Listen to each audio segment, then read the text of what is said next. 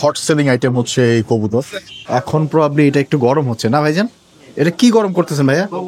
কবুতর আছে, কবুতর, খাসি, মুরগি, গরু সব আছে 30 টাকা 40 টাকার মধ্যে। এখানে ভাজি আছে, ডাইল আছে, ডিম আছে। আসসালামু আলাইকুম। এই মুহূর্তে আছি ভোলা সদরে। আর ভোলাতে আমি আমার ফ্রেন্ডের সাথে একটু রাতের খাবারটা আজকে বাইরে যেহেতু খাবো, কারণ আমরা এখান থেকে চলে যাবো মনপুরা, আমাদের লঞ্চ আসবে 12টার দিকে। তো কোথায় খাওয়া যায় একটু আলোচনা করছিলাম। তো আমার ফ্রেন্ড এবং তার ফ্রেন্ড তারা সাজেশন দিল যে এখানে হোটেল ফিরোজ নামে একটা হোটেল আছে, বেশ পুরাতন। বাইরে থেকে দেখলে আপনি বুঝবেন না ভেতরে একটা হোটেল আছে, খুবই সিম্পল বাংলা হোটেল, কিন্তু খাবার দাবার নাকি এখানকার বেশ ভালো পাওয়া যায়। রাত্রে, দুপুরে, সকালে সেখানে নাস্তাও পাবেন, দুপুরের খাবার পাবেন, রাতের খাবারও পাবেন, এবং খাবার বেশ ভালো এবং সুস্বাদু। তো হোটেল ফিরোজে আসছি আমরা, আজকে রাতের খাবারটা সেখানে খাওয়া হবে। আমরা ওনাদের আজকে আপাতত কি কি অ্যাভেলেবেল আছে একটু দেখে নিই। এই শুরুতে দেখতেছি আলু ভর্তা আছে এখানে, এখানে একটু ডালও রাখা আছে। আর এইখানে হচ্ছে ওনাদের অনবরত এই যে রান্না চলে। এখন প্রবাবলি এটা একটু গরম হচ্ছে না ভাইজান? এটা কি গরম করতেছেন ভাইয়া? কবুতরের মাংস। জি, কবুতরের মাংস।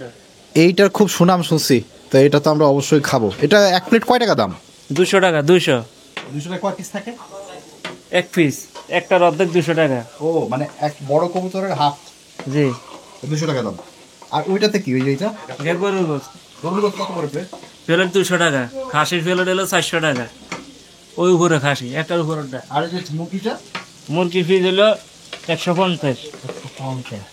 আর এইদিকে এই যে এটা মনে হয় খাসি না? বা খাসির পিসগুলো তো বড় বড়। পাঙ্গাস এটা হলো ইয়াটা, ফুসকুনির ডাল।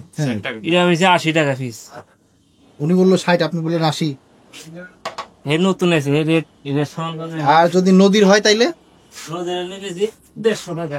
150 টাকা পিস। মাছ তাহলে মনে হয় আজকে বাঙ্গাসি আছে। আর এটা কি মাছ? এটা এটা কোরাল এখন শেষ করে যায়। শেষ পর্যন্ত লেজ আছে শুধু। জি, লেজ আছে আর মাথা আছে। হোটেলের নাম মোহাম্মদ ফিরোজ হোটেল, ভোলা সদর জুগুরখোল। হোটেল ফিরোজ সকাল 7টা তো রাত্রে 1টা পর্যন্ত। খাসি, গরু, মুরগি, কবুতর, শোল মাছ, কোরাল মাছ, পোয়া মাছ, পাঙ্গাস মাছ, ইলিশ মাছ। এটা আমরা একটু গুনা পাক রাখি, ময় মশলার উপর রাখি। ভাত 20 টাকা, ডিম 20 টাকা, ভাজি খায়, ডাল খায় 10 টাকা 30 টাকা, মানে 40-50 টাকা খাবার যায়, যে খাবার যায়।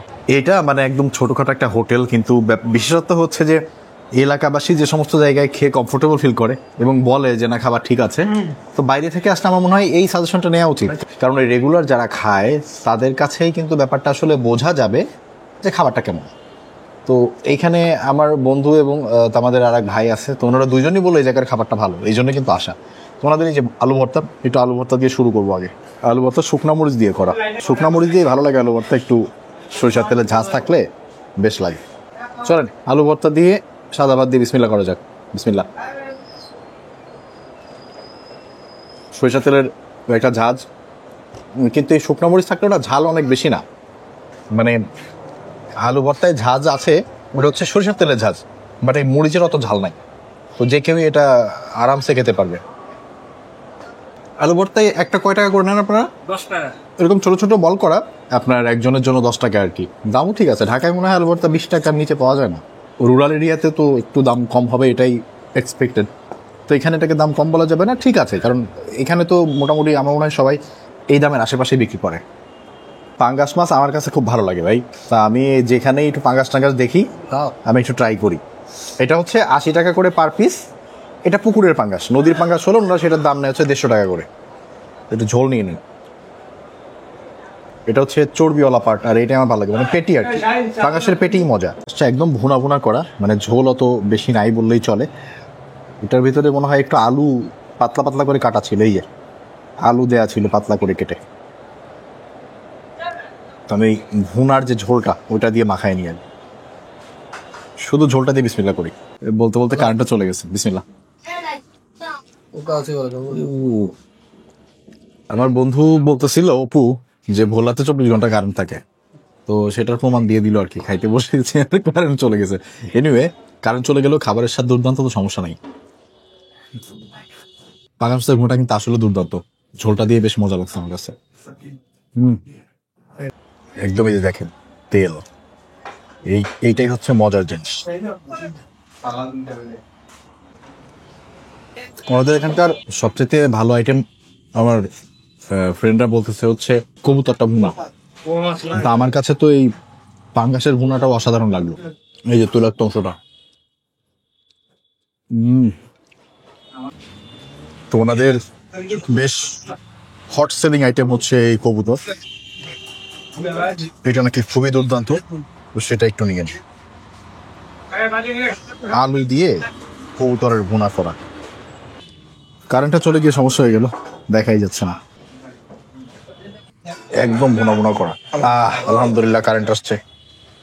ভুনাটা থেকে যে ঘ্রাণটা বের হইতেছে মাখানোর পরে আমার কাছে ওইটা খুব ভালো লাগছে। কবুতরের ভুনাটা দিয়ে একটু ভাত খেয়ে দেখা যাক।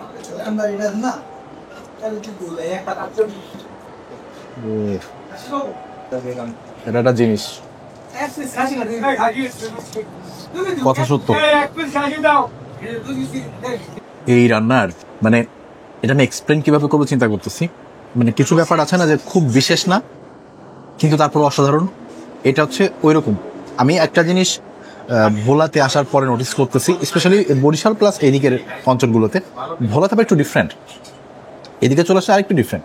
এখানে না কোনো রান্নাতেই আপনার ওই আমাদের ঢাকার বা অন্যান্য জায়গার রেস্টুরেন্টগুলোতে যেরকম বলা হয় যে এত মশলা দেওয়া হয়েছে, 200 মশলা দেওয়া হয়, 500 মশলা দেওয়া হয়, এই জায়গাতে ওরকম কোনো আদিক্ষেতা নাই।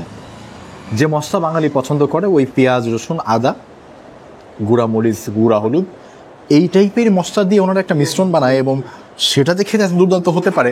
এই যে সিম্পলিসিটি রান্নার মধ্যে, আমার কাছে মনে হয় যে আপনি যদি আপনার রান্নাটাকে সেফ জায়গায় রাখতে চান এবং বেশিরভাগ মানুষের কাছে ভালো লাগাতে চান, স্পেশালি আমাদের বাংলাদেশে, তাহলে আপনার রান্নাতে সিম্পলিসিটি থাকতে হবে। এবং এইখানকার রান্নাতে সেটা একদম ভরপুর পরিমাণ আছে। আর এই যে মাত্র যেটা খেলাম আমি, এই কবুতরের ভুনাটা, বিলিভ মি, এর ভেতরে না ঝাল অতিরিক্ত, না পেঁয়াজ অতিরিক্ত, না রসুন অতিরিক্ত, কিন্তু আপনি যখন এটা মাখায় মুখে দেবেন আপনার কাছে মনে হবে যে এমন একটা নতুন স্বাদ আপনি পাচ্ছেন যেটা আপনি এর আগে কোথাও দেখেন নাই। খুবই সিম্পল। এর ভেতরে এটা মুখে দিলে আপনি বুঝবেন যে এখানে পেঁয়াজ, রসুন, আদা ছাড়া তেমন কোনো মশলা নাই। কিন্তু এই সবগুলোর মিশ্রণ যে এত দুর্দান্ত হতে পারে এটা না খেলে বোঝা যাবে না। অসাধারণ।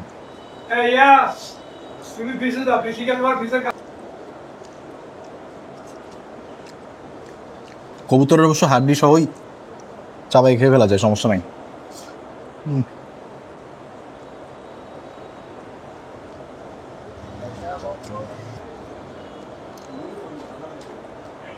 অবু বলতেছিল যে কবুতর হয়তো রাতের বেলা পাবো না, কারণ এটা অনেক বেশি চলে, এটা দুপুরে শেষ হয়ে যায়। এটার যে স্বাদ শেষ হওয়াটা স্বাভাবিক।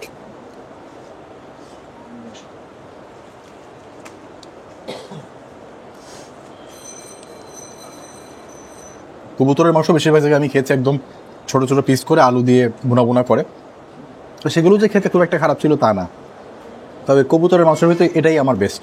আমি যত কবুতরের মাংস যত জায়গায় খেয়েছি তার মধ্যে এই যে ভুনাটা আজকে যেটা খেলাম ভোলা সদরে, এটাকে আমি বেস্ট বলবো।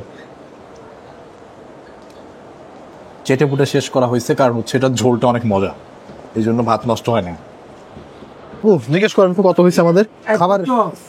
এবার খাবার কিন্তু আসলেই মজা।